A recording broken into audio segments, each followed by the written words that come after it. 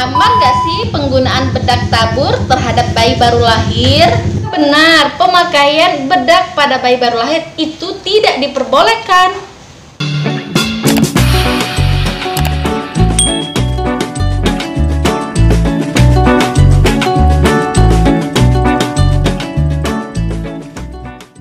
Halo Bun, bertemu lagi di channel YouTube-nya Mama Epan. Apa kabar Bunda semua?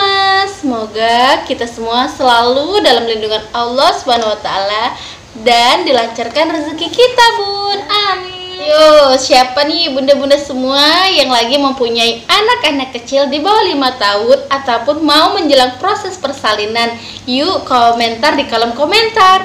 Ini cocok banget muncul di channel YouTube Mama Epan ini, karena di channel YouTube Mama Epan ini akan membahas seputar dengan perlengkapan bayi baru lahir, manfaat serta mitos apa aja yang sedang beredar. Sebelum kita lanjut di videonya, jangan lupa ya Bun dukungannya. Terima kasih untuk Bunda semua yang telah mengklik video ini. Saya ucapkan terima kasih sebesar-besarnya. Untuk yang baru muncul di channel YouTube ini, jangan lupa dukungannya dengan cara klik tombol subscribe, lalu like, jangan lupa di share ya Bun, agar jika ada video yang terbaru Bunda semua tidak akan ketinggalan. Dan untuk bunda-bunda yang semua yang sering muncul di channel YouTube ini, terima kasih juga atas dukungan dan support Bunda semua. Berkat dukungan dan support Bunda semualah sehingga channel YouTube ini bisa maju dan berkembang. Oke Bun, hari ini Mama Epan akan membahas seputar dengan pemakaian bedak ataupun talet kepada bayi baru lahir. Itu diperbolehkan atau enggak sih Bun? Perlu enggak sih kita sebagai bunda memakaikan bedak kepada bayi kita yang baru lahir? Bayi pakai bedak, perlu enggak sih Bun? Oke, kita bahas sama-sama yuk. Bayi yang baru selesai dimandikan dan masih dalam balutan handuk memang terlihat sangat menggemaskan. Namun, sebagian ibu biasanya akan memakaikan bedak ataupun tale kepada sebagian ataupun seluruh bagian tubuh bayi Bun, agar kulit si kecil wangi, halus, dan terawat. Tapi sebenarnya perlu nggak sih pemakaian bedak ini terhadap bayi baru lahir? Kita bahas dulu yuk apa itu manfaatnya bedak bayi. Sebelum ibu sibuk memilih ataupun mau membeli bedak apa aja untuk bayinya, yuk kita bahas dulu adakah manfaat untuk si bayi terhadap pemakaian bedak ini Bun. Nyatanya bedak tidak hanya bisa membuat kulit bayi jadi harum, tapi juga bermanfaat untuk menjaga kelembapan kulit bayi agar tetap dalam kadar pH yang normal serta berfungsi dalam menyerap keringat sang bayi. Kandungan pada bedak bayi yang juga bisa membuat kulit bayi si kecil senantiasa terasa sejuk dan segar. Selain itu, bedak juga bekerja sebagai pelindung kulit bayi yang masih sensitif. Jadi, ketika si kecil aktif bergerak, kulitnya tidak akan teriritasi akibat banyaknya geseran ataupun gerakan tadi ya Bun, sehingga menyebabkan kulit bayi itu adalah lecet. Dan salah satu manfaat dari bedak ini dapat melindungi dari gesekan tersebut. Walaupun bedak bayi ini mempunyai banyak sekali manfaat, tetapi sebaiknya dihindari pemakaian bedak ini pada bayi baru lahir karena dianggap berbahaya untuk bayi baru lahir. Beberapa bedak mengandung atau talet yang menimbulkan gangguan pH, gangguan paru-paru, atau gangguan pernapasan. Bila ingin memakaikan bedak pada tubuh si kecil, ibu sebaiknya perhatikan dulu aturan-aturan berikut agar kesehatan bayi tetap terjaga.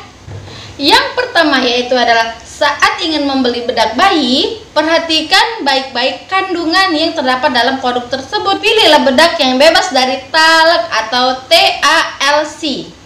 Yang kedua, bila khawatir serbuk tabuk dari bedak ini terhirup atau mengganggu pernapasan si kecil, gantilah bedak tabur dengan bedak padat. Usapkan bedak padat dengan menggunakan spons lembut secara perlahan. Bedak padat tidak perlu dibalurkan ke seluruh tubuh, karena bagian yang sebenarnya perlu dibedaki hanyalah leher, ketiak, serta lipatan paha ya Bun. Yang ketiga yaitu saat memakaikan bedak bayi ataupun bedak tabur pada tubuh si kecil pun ibu perlu berhati-hati. Cara pemakaian bedak bayi yang tepat adalah tuangkan bedak pada telapak tangan ibu terlebih dahulu dan jauhkan dari si kecil. Kemudian pelan-pelan balurkan ke seluruh tubuhnya. Hindari memberikan bedak di area wajah atau leher karena bisa membuat bayi bersin-bersin ataupun batuk. Hindari juga pemakaian bedak pada daerah vital si kecil, terutama pada bayi perempuan ya bun, agar tidak terkena infeksi akibat vertikal dari bedak tersebut. Yang keempat ataupun selanjutnya, saat ingin membedak bayi, pastikan kulit tubuhnya benar-benar kering, karena bedak yang bercampur dengan air ataupun keringat bisa mempercepat tumbuhnya bakteri dan kuman bu. Lalu usahakan agar jangan sampai bedak menumpuk pada lipat-lipatan kulit bayi yang bisa menyebabkan iritasi. Jadi ibu sebaiknya tidak memakaikan bedak pada si kecil dalam jumlah berlebihan hingga terlihat terlalu tebal di kulitnya. Cukup usapkan tipis-tipis saja pada kulit bayi agar bedak tidak menumpuk. Selain itu, membersihkan sisa bedak saat mengganti popok atau mengganti pakaian. Saat membersihkan popok bayi yang baru buang air besar ataupun buang air kecil, sebaiknya ibu biasanya akan membersihkan area pantat bayi. Kemudian menaburkan bedak sebanyak mungkin sampai ke area lipatan paha. Itu jangan bud ya.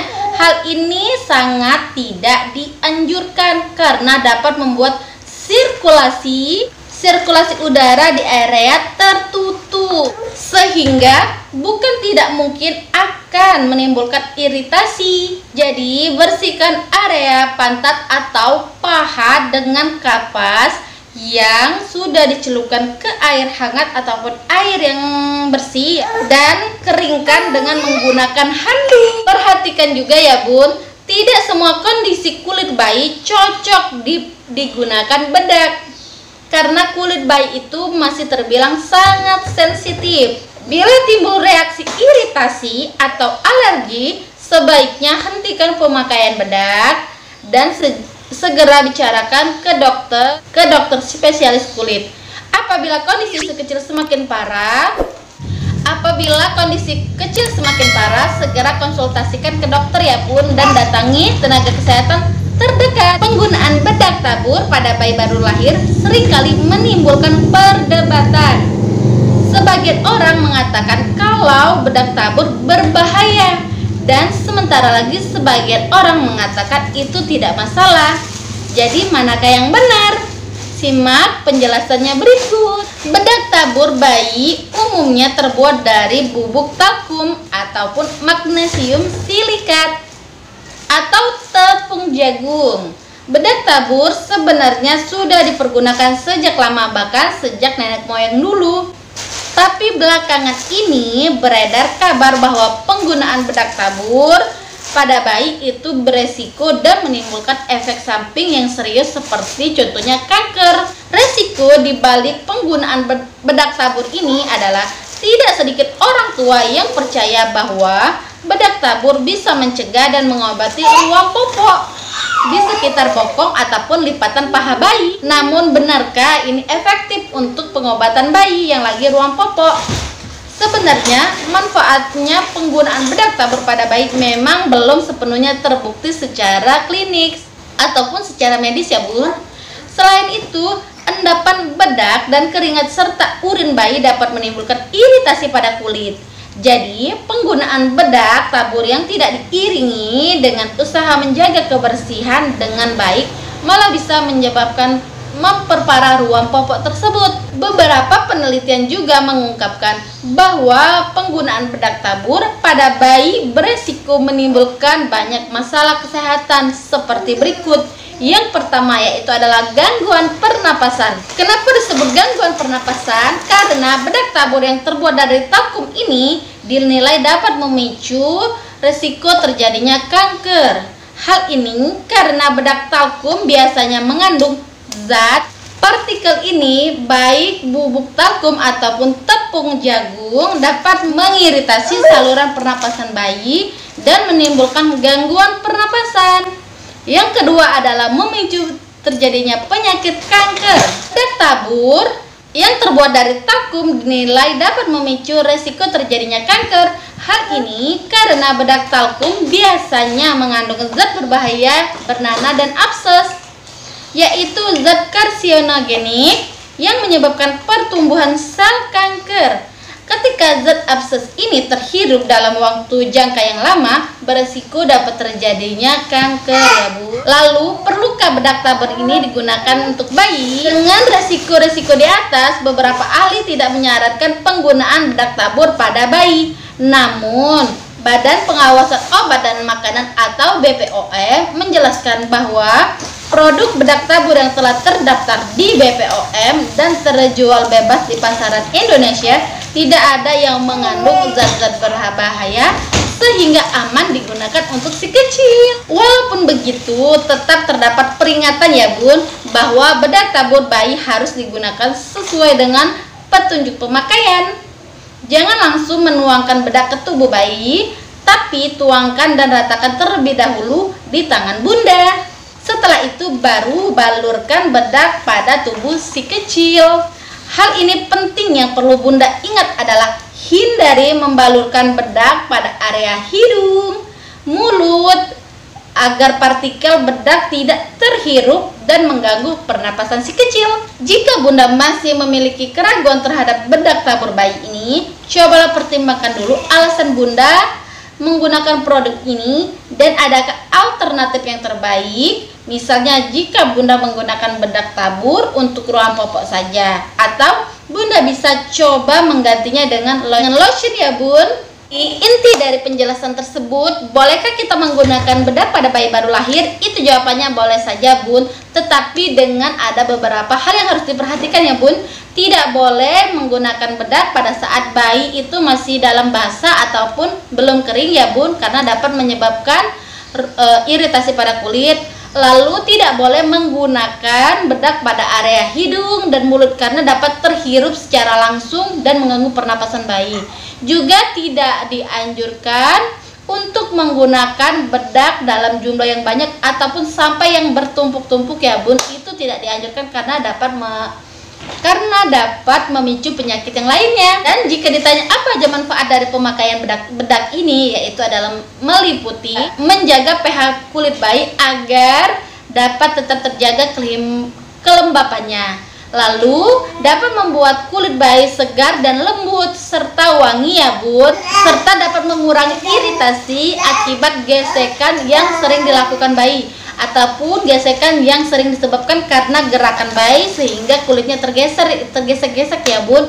Itu dapat dihindari dan dapat dicegah dengan pemakaian bedak ini Bun. Tapi ingat, penggunaan dalam bedak ini tidak boleh dalam jumlah yang berlebihan dan ikuti cara pemakaian yang tertera di bedaknya masing-masing ya Bun. Oke, sekian dulu ya Bun penjelasan Mama Epan mengenai pemakaian bedak pada bayi. Apabila bunda semua masih ada yang kurang jelas, bisa banget bertanya di kolom komentar, nanti Mama Epan jelaskan. Bunda semua yang ingin dijelaskan ataupun direviewkan apa aja seputar dengan perlengkapan bayi baru lahir, boleh banget silakan komen di kolom komentar, nanti Mama Epan jelaskan. Sekian dulu penjelasan dari Mama Epan. Pandai-pandailah bunda semua dalam memilah, memilih, serta mencari informasi tentang keperluan bayi-bayi ataupun si kecil bunda ya Bun. Sekian dulu, jangan lupa bersyukur dengan apa yang kita punya. Jangan lupa dukungannya dengan cara klik tombol subscribe, lalu like, jangan lupa di share ya Bun. Terima kasih.